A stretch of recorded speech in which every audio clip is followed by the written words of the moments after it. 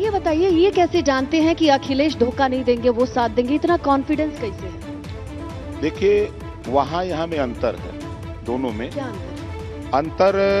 पहली बार तो हमारी मीटिंग में अमित शाह जी आए, ठीक है, एक बड़ी रैली हम लाखों की किए।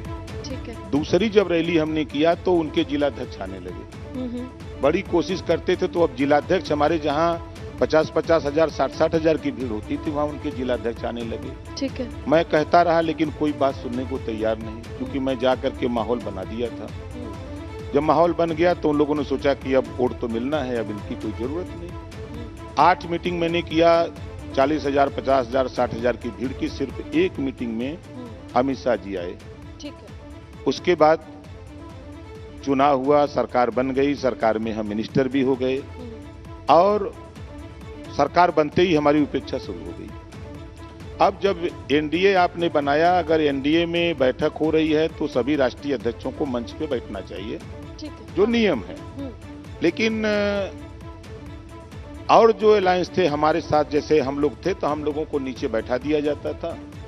और बंसल, सुनील बंसल जी, ये कौन से राष्ट्रीय अध्यक्ष हैं कि जो मंच पे बैठते हैं? और एनडीए के ओम प्रकाश राजभर हों, चाहे आशीष पटेल हों, वो सामने बैठे।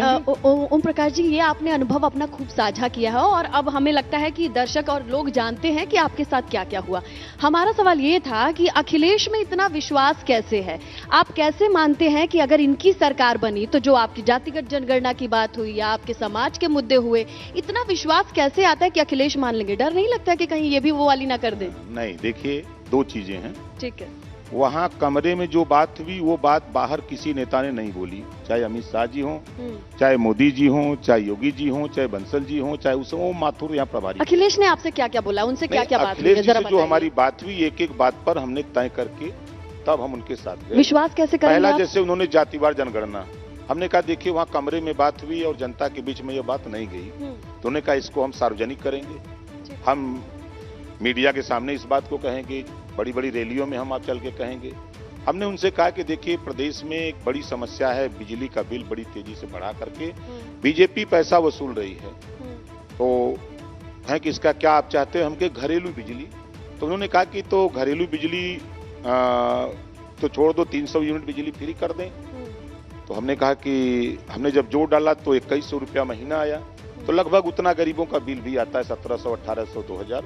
तो हमने कहा कि ठीक है, लेकिन ये सार्वजनिक होना चाहिए कि बड़ी बड़ी मीटिंगें हों, जहां छोटी मीटिंग हो, बड़ी मीटिंग हो, प्रेस के सामने आप जाइए तो इस बात को कहिए।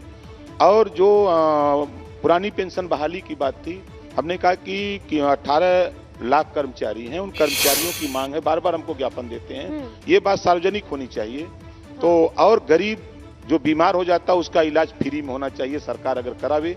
आपकी सरकार बनती है तो इसको समान शिक्षा, समान चिकित्सा, ये आपकी मांग है, जातिगत जनगणना।